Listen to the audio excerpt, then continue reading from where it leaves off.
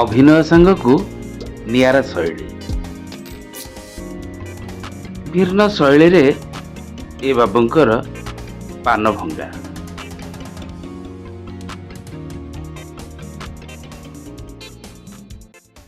पान कथा कहले आमे भाबू गुआ पान गिला जर्दा और मीठा मसला,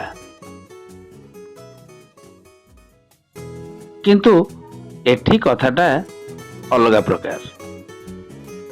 एठी गोटे नियारा पान स्टल आउ सेथिरे रकम रकम रो मसला, जर्दा नुहे मीठा मसला, मीठा पान रे मीठा मसला, आकर्षणीय बेश पोशाक रे आकर्षणीय अभिनय। ये होउछि नियारा बनारसी पानर पसरा। ए पान भंगा हवा पूर्वरु आसंतु देखिबा ए बाबू जनक करूचंती कौन। अरे ये कौन, ये तो पान रे निया लगौचंती आउ ताको देखिबाकू समस्ते चाहि रहिचंती।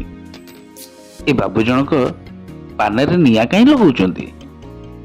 अरे से पानटाକୁ ताले खाइबा केमती।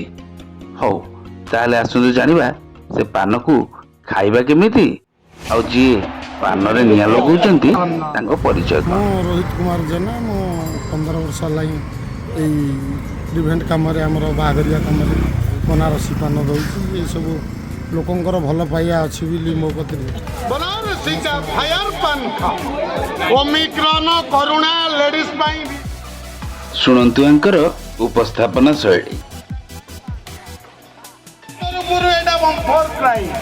ये Rohit Sharma India opener batsman खेलिबो माने 264। मजालिया मनीष को मजालिया कथा पिलांगठू वयस्क समस्ते मजा उठाउचंती ए फायर पानर।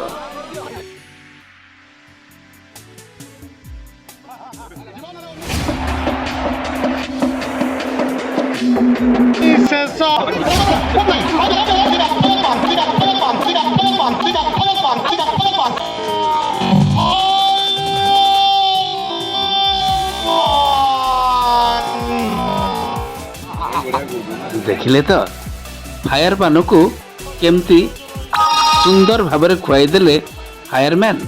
हाँ आज्ञा ये होचंती रोहित जेना आम कटक खूब सुंदर मनीष। नियारा उपस्थापना नियारा ढंग तांको खूब कम समय रे परिचित कर दिए जेकोसी विवाह व्रत बा इवेंट रे जहाँ भी हो।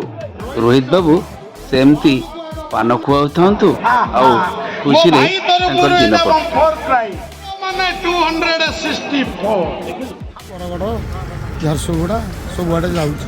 एतिकी भल पाइबाटा लोक मानकर सब मो प्रति थाऊ रोहित भाई प्रति। तेणु एतिकी कहबी आउ कौन कह। राम वनवास कहानी शेष। कहानी शेष।